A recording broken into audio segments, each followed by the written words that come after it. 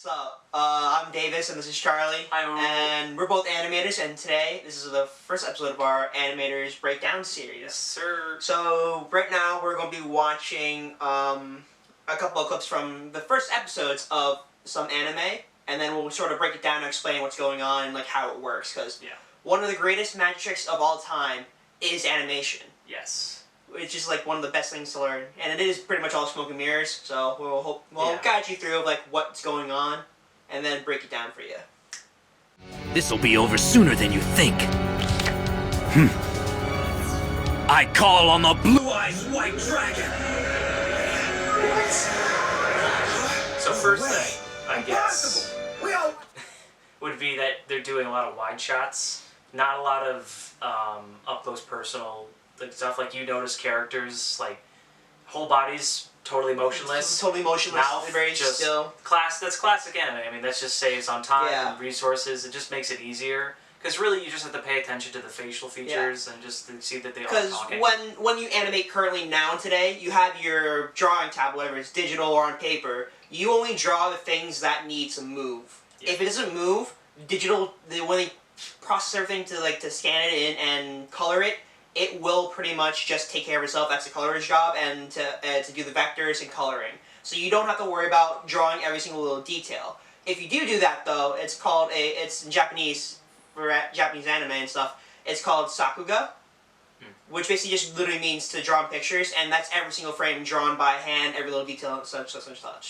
But usually when we talk about like general anime, they'll take shortcuts in how they animate things, where you'll just see mouth flaps moving, and if you ever see like Dragon Ball Z Abridged, pretty much the same thing where they literally just move mouth flaps here and there to fit the lines.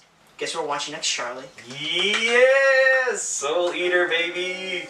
Alright, so this is Soul Eater from 2008, I believe. Studio Bones. It's by Studio Bones, who does My Hero. They did both adaptations of Fullmetal Alchemist.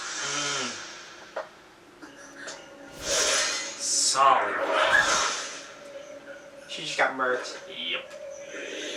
Yeah, so great character design first. First of all, but also the shot compositions to like make it decent horror aspect to the whole entire thing. Because in the first couple of shots, you just see sort of like you don't see the face of the woman, so you don't really get attached to her. But you see the shadows and everything, and like the sort of like area she's in, the cobblestone pathway, the sort of walls, and like the sort of things Gothic, the Gothic style you might really see. 俺だって武器だぜ。でも普段は人間の姿をしている。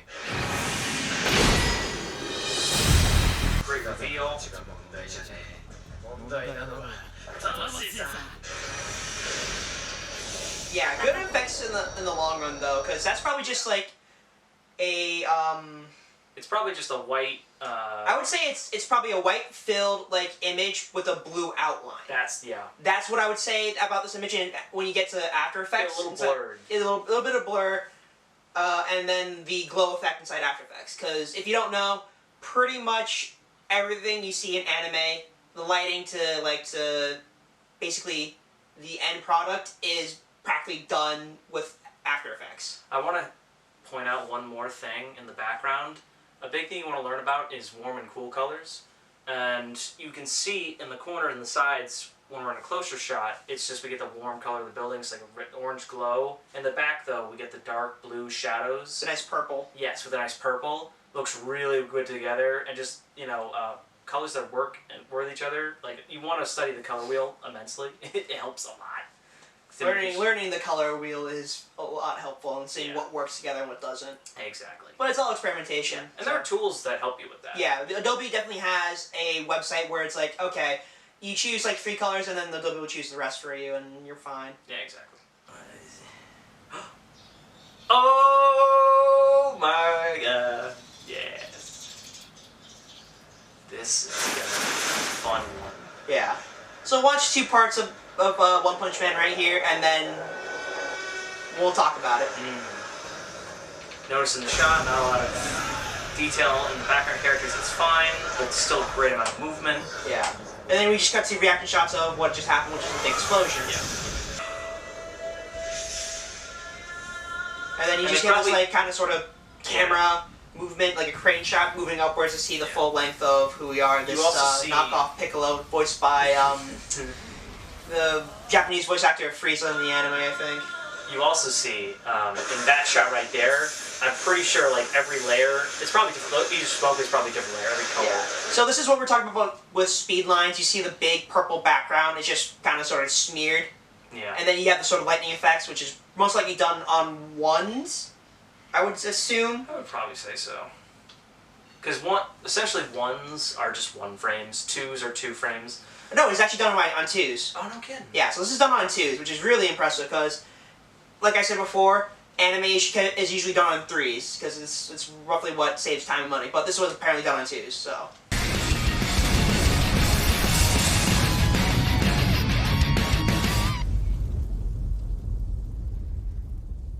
It's over.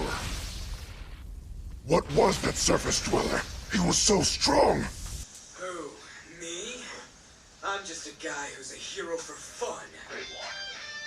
I never lose. Good guitar riff, To honestly. the surface. Yeah, you see the outline. Yeah. So one thing about One Punch Man is that it had a season 2, but a lot of people were disappointed in the fact that it wasn't by the same animators, and that's fine. I believe that One Punch Man was very eccentric in the animation it used because it reserved the sort of like simpleness to like majority of the scenes, but when it got to the fight scenes, it went all in. Yeah. While the second season is just consistent. Yeah. Like there's certain points here and there where it's good, but it's just consistent overall, and I think that they did a decent job of it. It's hard to continue on something as batshit crazy as this was. Sorry for the language, but it's really insane the level of like technique and just how good the animation is in the first season. It's hard to keep up with that, especially now. Like when you read it, it's the scenarios just get crazier and crazier and crazier, and it's just like, oh my god, you really gotta pay attention. Sensation. Also, the sort of like ground effects with the crashing and the dust, that's most likely all lasso tools. Mm. So what they probably do is because a lot of times inside animation, what we see at its finished project is a part of a much larger picture overall. So what I'm saying right now is that there's a lot more to the scene than it looks to the eye. It's not just them drawing it out. Yeah, it's more of them sort of like, it's not just like this tiny one square that you see at the end product, it's just a larger picture, just zoomed in. But yeah, so back to what I was talking about, like the dust effect right here, like the explosions and stuff, that's mostly done inside with a lasso tool. Because you can see sort of the dips and like sort of caveats they do, and some of them are quite round in a way.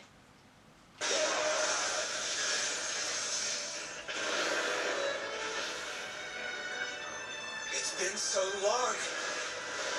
I've forgotten the exhilaration of a real fight. He wants it.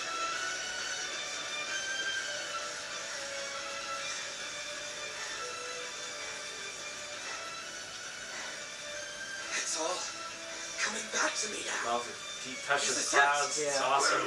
The detail of the face. Yes. It looks like you've been taking good care of my children, surface dweller. This is it. Let's see over there. Yeah, so basically you can see right here where the eyes of the villain is glowing, and you also see sort of like blue flame, I guess little, not flares, but embers flying up. Yeah. That's all done in After Effects. They're plugins for After Effects that allow you to keep a certain color and mute out everything else, so it basically kind of creates a sort of mask for it, and then you just apply the glow to that single color. Alright, yeah. So actually One Punch Man was one of the more recent ones that it's actually done majority all digitally, where they didn't necessarily need to do it by hand. They did it by hand, but they didn't draw on paper, scan it in, vector, color, and then sort of do post-production in After Effects. This was all done digitally, so it saves a lot more time scanning in everything. So the coloring and like the vector artist will just literally just create all the lines and then color everything in. But yeah, that's... For a lot of things, I think One Punch Man is a very big staple in anime. I feel like for a lot of things, just not only for an animation aspect, for a story aspect, they do a lot of original things that they've never been done before. Yeah. And it just really just influenced, I think, a lot of series going forward. Just the idea that like you have your main character be an overpowered boss that never loses is like just a fun idea that it's just like you never expect it. Yeah, you never really expect like the hero being at the peak already, or and like going to the fall, and like but like Saitama over here, he's just plateaued constantly, and he's the highest that he's gonna get. Yeah. Because like inside the hero's journey, typically you'll have like the rise, then the fall, but at the beginning you usually have the rise. But like over here, we just start at the plateau, and we just keep going at a flat line. So Exactly. yeah. It's good though. God, it's good. God, it's just so fucking good. If you liked what we did here today, please like and subscribe to our channel and share it around with your friends. And we also have to thank Quarter Digital because they did their own sort of animators react to, Yes. which is one of my favorite like YouTube channels out there. They're super good. Love those guys. Yeah, so Big fans. yeah, But yeah, thanks guys. We'll Keep be it posted. back soon, I guess, maybe in another month. Yeah. Hopefully And you guys then- will Yeah. be patient. I don't know. We'll see what happens. But check out the podcast. Yep. We'll have everything linked in the description below, and then we'll get you guys later. All right. Have a good one, guys.